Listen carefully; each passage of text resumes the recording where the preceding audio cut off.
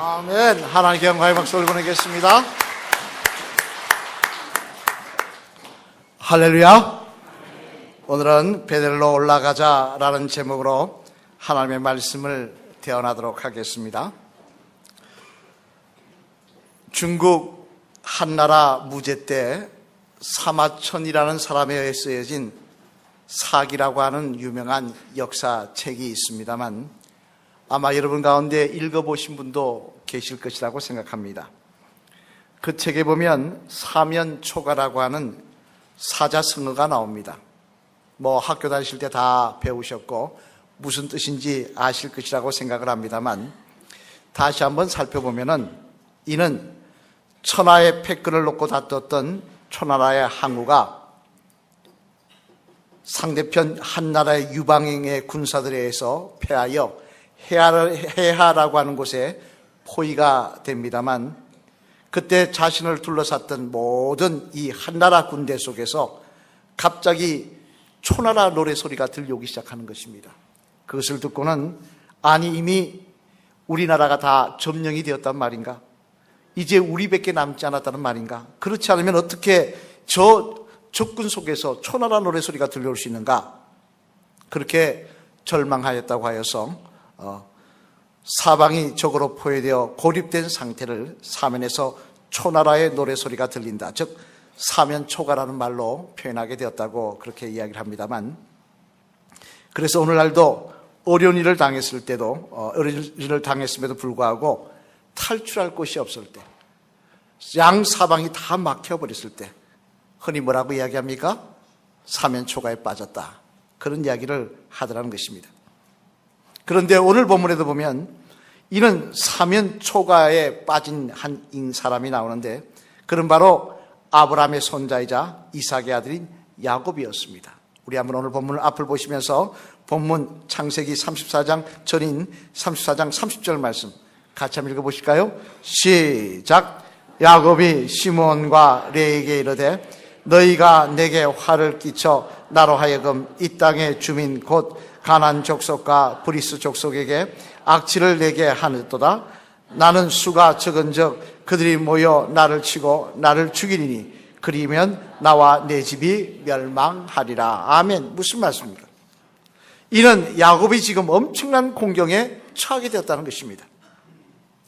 그가 가나안 지경에 들어와서 이사와서 살고 있는데 이사와서 사는 동안 이들이 실수하여서 잘못하여서 죄를 지어서 그 지역에 살던 모든 원주민들이 다 단합하여 자기들을 죽이려고 작당하였다는 것입니다. 이 얼마나 기가 막힌 이야기입니까? 그죠? 사방을 돌아봐도 도와줄 사람 하나 없는 그런 상태입니다. 먼 곳에서 이사 왔는데 그 동네 사람들이 다 나서서 자기를 죽이려고 하니까 이거는 너무나 힘든 기가 막힌 일입니다만 그러나 여러분 우리가 주목해 볼 사실은 야곱에게 있어서 이런 어려움은 비단 이것만은 아니더라는 것입니다.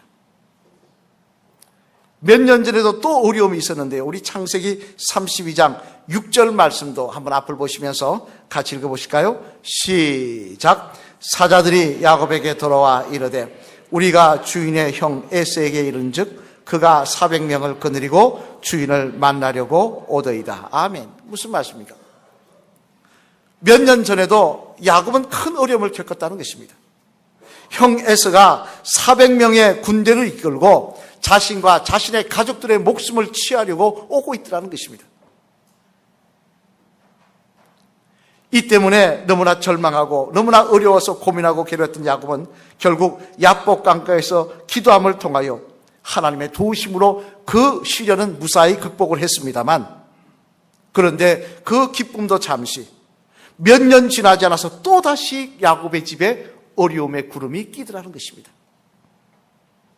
이번에도 잘못하면 자신의 목숨과 자신의 가족들의 목숨, 가진 재산 다 뺏기게 생겼더라는 것입니다. 형은 속된 말로 형 에서에게는 속된 말로 사정이라도 해보죠.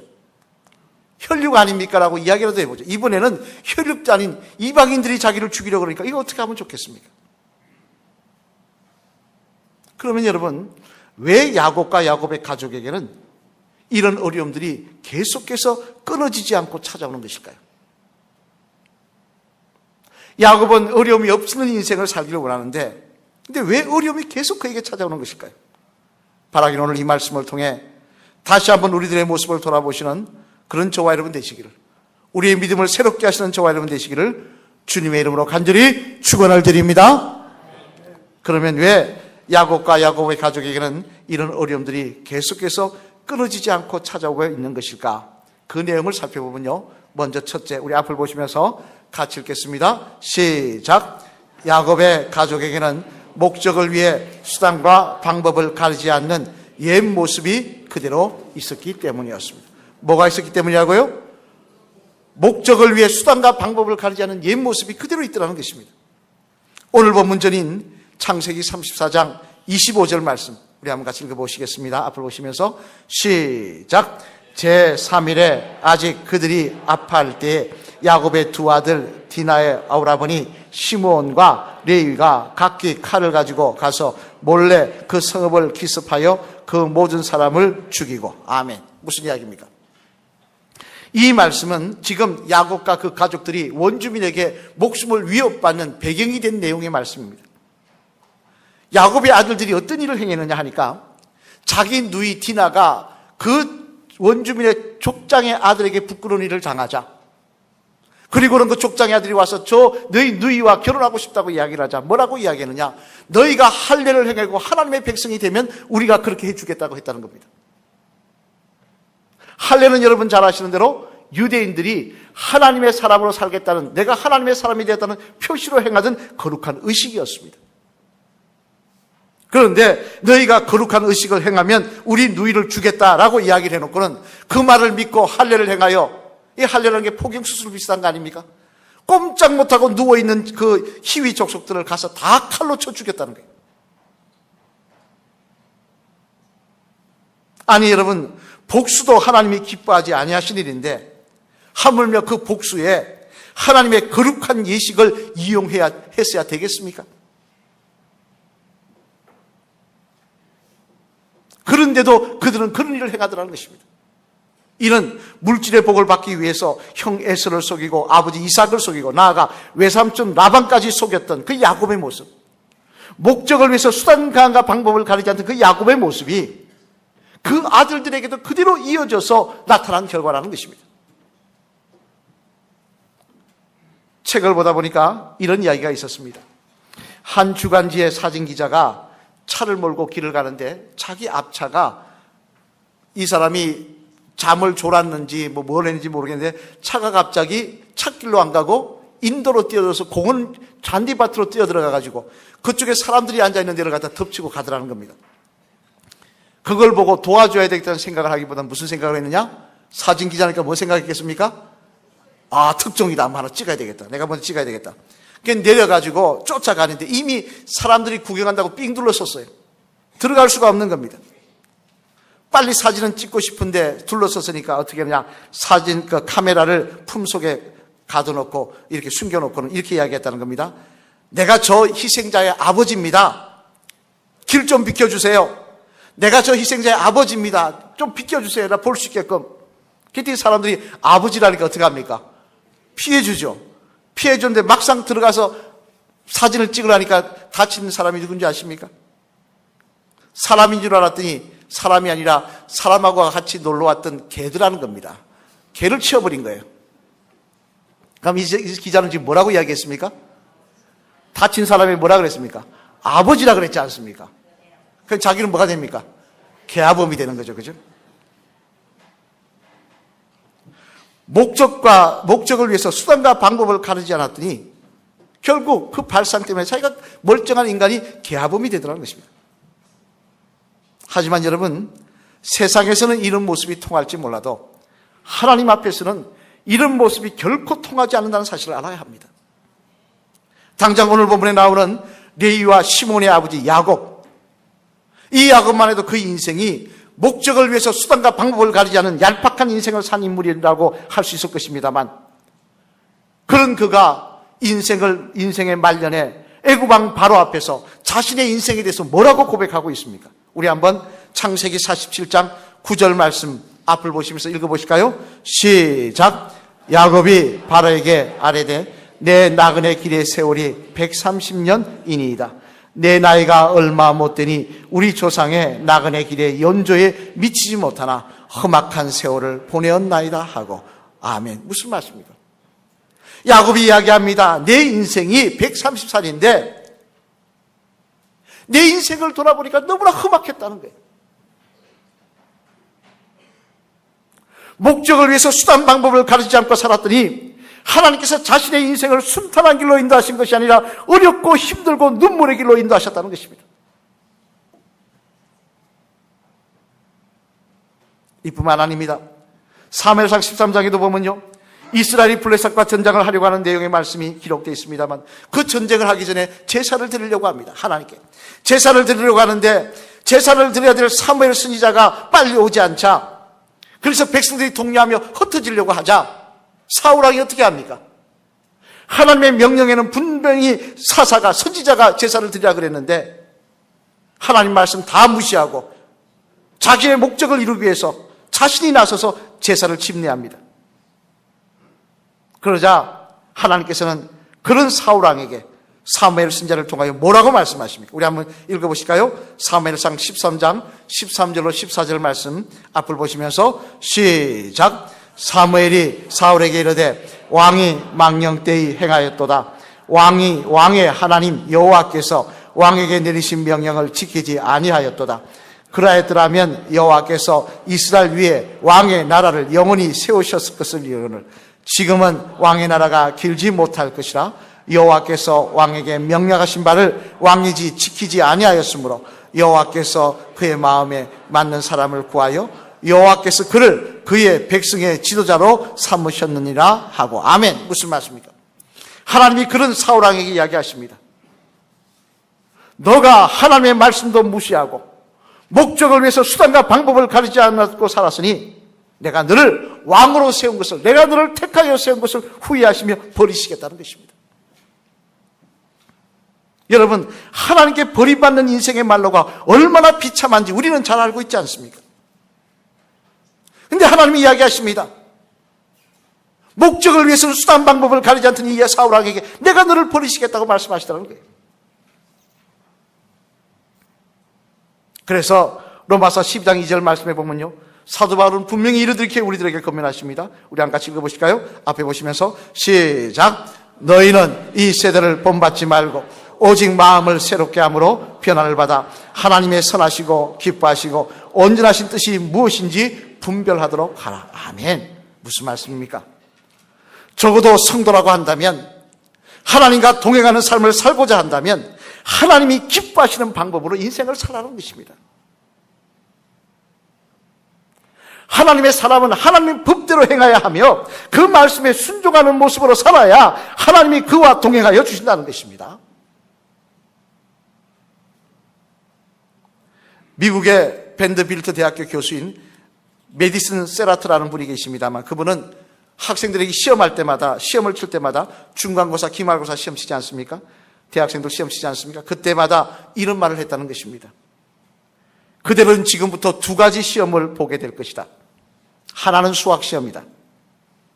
지금 수학 시험만 보는데 두 가지 시험을 본다는 거예요. 그러니까 학생들이 무슨 시험을 보나 싶어 궁금해서 치다 보니까 하나는 수학 시험, 이거는 보고 이렇게 돼 있는 거고, 그리고 또 하나는 뭐냐 하니까 정직 시험이다 그러더라고요.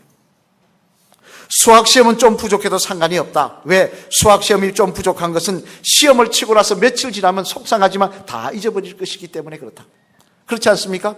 시험 망쳐도 며칠 지나면 잊어버리지 않습니까? 그러나 그러나 정직 시험에서 탈락한다면 이것은 일생 동안 그대들에게 불행이 될 것이다.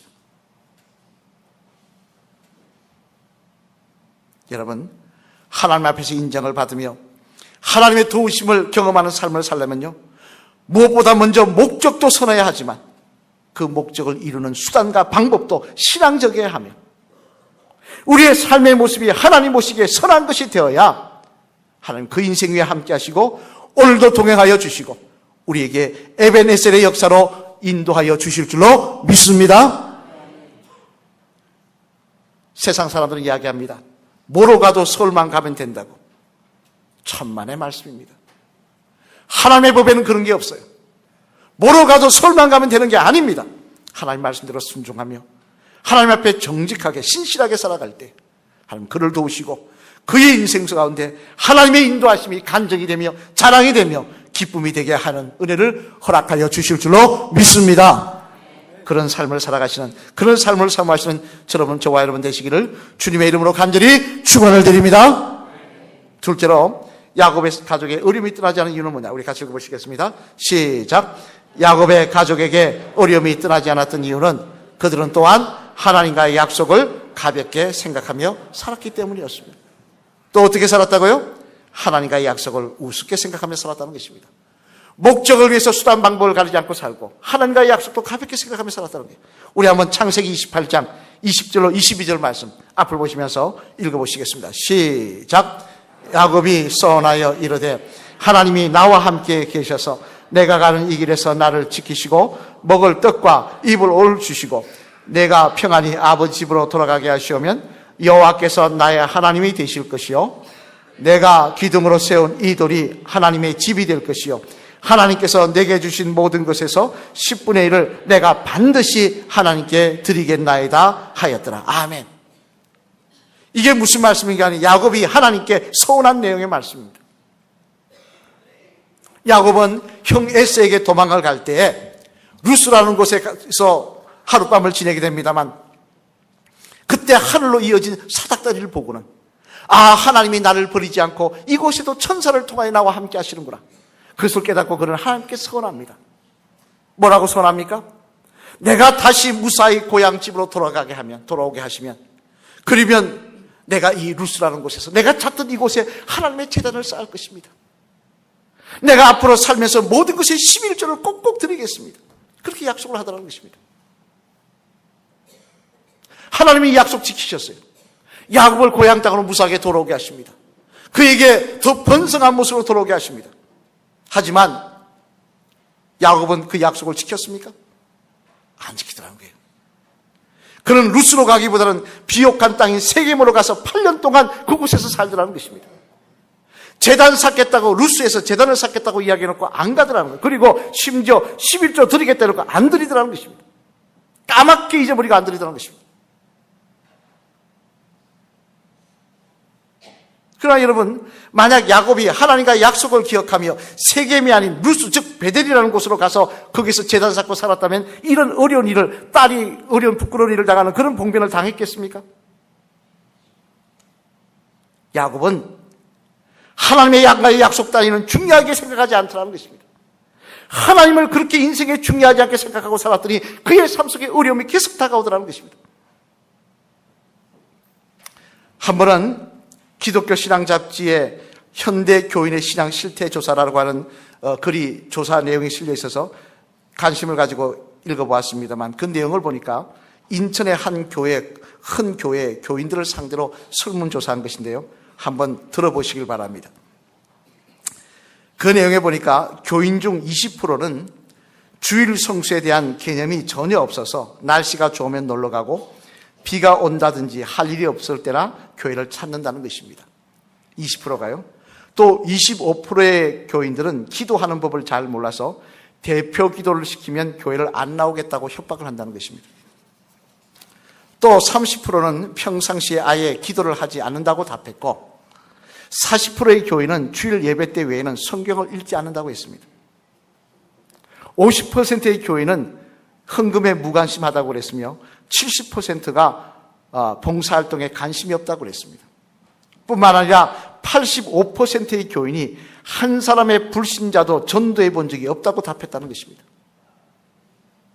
그런데 더 기가 막힌 것은 그 다음 마지막 질문이 뭐였냐면 마지막 질문이 뭐였겠습니까? 그래도 천국 가고 싶으냐? 그게 질문이었다는 거예요. 그랬더니 몇 프로가 가고 싶다고 대답했겠습니까? 네, 100%가 대답했답니다. 여러분 들으시면서 느끼시는 것이 없으십니까? 아무리 내가 성도라고 주장을 해도 이런 신앙의 모습으로 어떻게 하나님의 은혜와 도우심을 받는 삶을 살 수가 있겠습니까? 과연 이런 믿음의 모습을 어떻게 내가 예수님의 사람이라고 말하면서 자신의 소원대로 천국에 들어갈 자격을 얻을 수 있겠다고 말할 수 있겠냐는 것입니다. 여러분, 우리는 정신 차려야 합니다.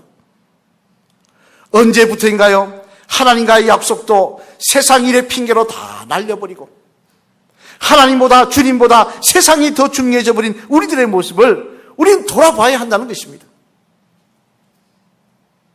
미국 필라델피아에 관한 성공한 인물 중에 스티븐 지라드라는 사람이 있습니다만, 저는 그분의 일생을 기록하는 글을 읽다가 참 감동을 받았습니다. 왜냐하면 그 사람은 사회적으로도 인정받는 삶을 살았지만 그게 중요한 게 아니라 구제와 선행에 앞장서는 삶을 살았고 또 신앙의 모범을 보이는 삶을 살았는데, 그 글에 읽어보면요, 이 사람은 좋은 집안에서 태어난 사람이 아니고 그냥 서민 가정에 태어나서 배에서 하물을 내리는 회사에서 이 서기 일을 보는 사람이었다는 것입니다.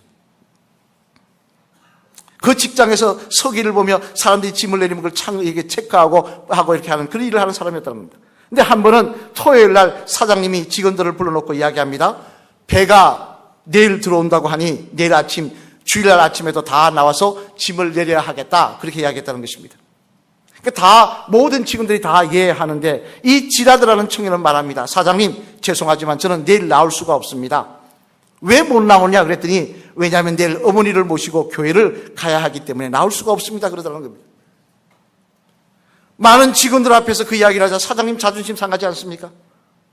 그래서 뭐라 그랬느냐, 만약 안 나오면 자네 해고할 수밖에 없어. 그랬더니 지라드가 이야기합니다. 그러면 나오겠습니다 할 줄 알았더니, 그래도 할 수 없습니다.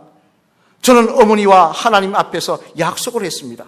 주일날 어머니 모시고 꼭 교회 가겠다고 말입니다. 그래서 사장이 뭐라고 하겠습니까? 너 해고야, 오늘부터. 잘렸다는 겁니다.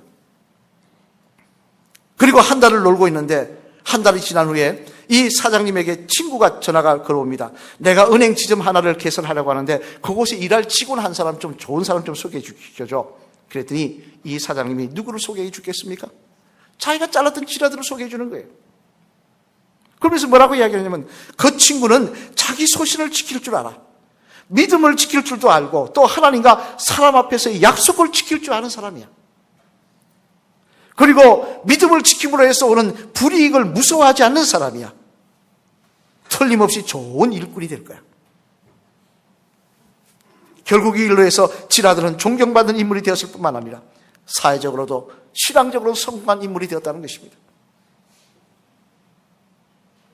여러분, 우리가 하나님 앞에 신실하면 하나님도 우리 앞에 신실하다는 사실을 분명히 기억하시길 바랍니다. 신명기 23장 21절 말씀에 보면 뭐라고 말씀하십니까? 우리 한번 같이 읽어보실까요? 앞을 보시면서 신명기 23장 21절 말씀 시작. 내 하나님 여호와께 서원하거든 갚기를 더디하지 말라. 내 하나님 여호와께서 반드시 그것을 내게 요구하시리니 드리면 그것이 내게 죄가 될 것이라. 아멘. 무슨 말씀입니까? 너가 정말 하나님을 귀하게 생각한다면 하나님과의 약속을 가볍게 여기지 말라는 것입니다. 아쉬울 때는, 아플 때는, 힘들 때는 이렇게 하겠습니다, 저렇게 하겠습니다, 오만 약속 다 해놓고 문제 해결되면 도와주시면 그 다음에 언제 내가 그런 거 했습니까? 까맣게 잊어버리고 하나님 우습게 알고 사람과의 약속도 지키지 않으면 망신을 당하는 판인데, 하나님과의 약속은 우습게 알고 살면서 하나님 뭘 안 하신다고, 말씀하지 않으신다고, 그런 우리가 어떻게 하나님의 동행하심을, 하나님의 은혜를 입을 수가 있겠습니까?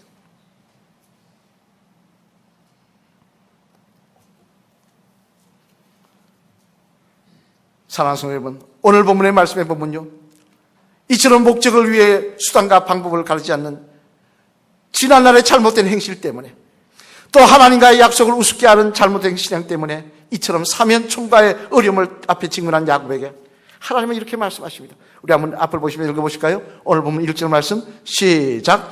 하나님이 야곱에게 이르시되 일어나 베델로 올라가서 거주하라.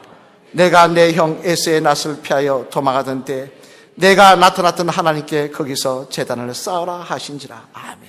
무슨 말씀입니까? 하나님 그런 야곱에게 말씀하십니다. 목적을 위해서 수단과 방법을 가리지 않고 사는 이 야곱에게, 그 가족에게, 그리고 하나님의 약속마저도 까먹고 하나님을 귀중하게 생각하지 않는 이들에게 하나님 말씀하십니다. 다시 베델로로 돌아가라는 것입니다. 옛날 내가 어리석게 살았던 것을 후회했던 그 자리, 내가 수단과 방법을 가리지 않고 살았던 그것을 후회했던 그 자리, 하나님 앞에 뜨겁게 서원하며 그것을 지키기를 소망하며 기도했던 그 자리로 다시 돌아가라는 것입니다. 그러면 하나님께서 다시 회복시켜 주시겠다는 거예요. 여러분, 기회가 있다는 것은 행복한 일입니다. 기회가 있다는 것은 저는 축복이라고 생각합니다. 이 어리석은 야곱에게 주시는 기회가 또한 우리들에게 주시는 하나님의 은혜인 줄로 믿습니다. 바라기는 다시 베들로 돌아가시길 바랍니다. 언제부터인가 잊어버리고 있었던, 은혜 받았던 그 자리, 감사하며 찬양하며 눈물을 흘렸던 그 자리, 하나님의 말씀을 듣고 헌신을 다짐했던 그 자리로 다시 돌아가시길 바랍니다. 그럴 때 하나님께서는 우리의 삶 속에 하나님의 은혜가 끊어지지 아니하며 우리 인생의 에베네셀의 놀라운 역사로 인도하여 주시는 귀한 은혜를 우리의 간증이 되게 하실 줄로 믿습니다.